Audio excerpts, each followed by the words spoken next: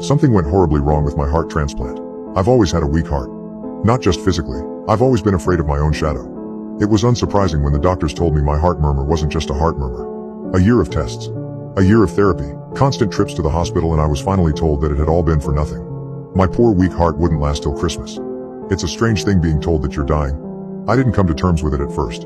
I drank and I spent my money. I did reckless, stupid things because I was so damn scared. Then I got the news that a young woman called Laura had been declared brain dead and that I, the lucky chosen one, would be getting a brand new heart a week later.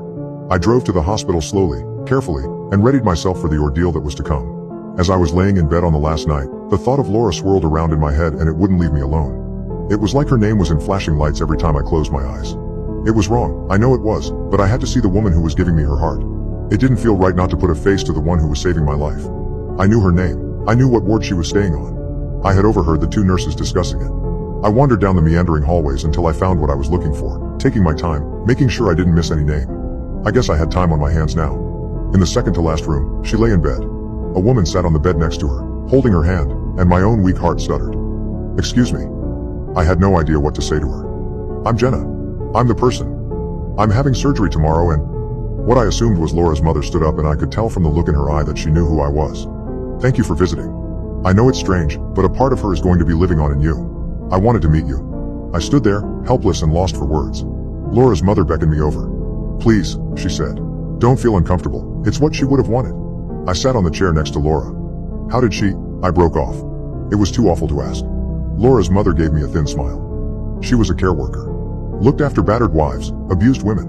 Last month she met a guy and, well, I suppose years of training can't help you when you're in love.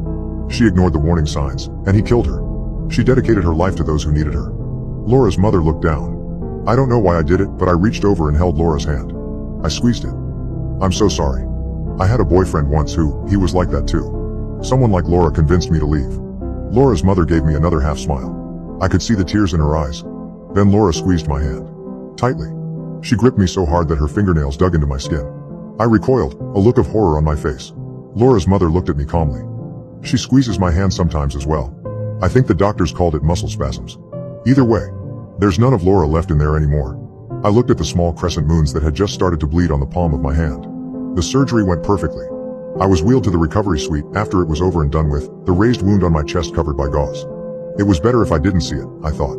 I didn't need any more heart issues. I spent the first day doped up on the pain medication, eating only a little and sitting up maybe 2 times. It was a long process, they reassured me. Laura's mother came to visit me the day before I was due to leave. Her calm demeanor hadn't wavered, but I could see that she was suffering. She looked 10 years older, and her hands shook when she gave me a hug.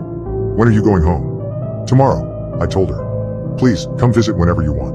I started to jot down my address for her, when out of the corner of my eye a flash of blonde disappeared through the doorway. The same brilliant blonde as Laura's hair. "Ow!" I cried out suddenly. It felt like someone had sharply squeezed my hand so hard it had almost crushed the bones. Laura's mother rushed to my side, a look of concern in her eyes. "What's wrong? Is it your heart?"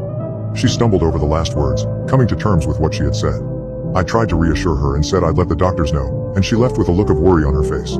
When I looked down, a new set of crescent fingernail marks were below the ones that Laura's had made, 10 identical bleeding smiles. The taxi ride home was short, and before I knew it I was back in my own flat. It felt strange to try and slot back into where I had left off. My life had been almost over the last time I had been here. I looked over the mess in the cardboard boxes, the remnants of one night where I had tearfully tried to pack and store my belongings so my parents wouldn't have to do it when I died.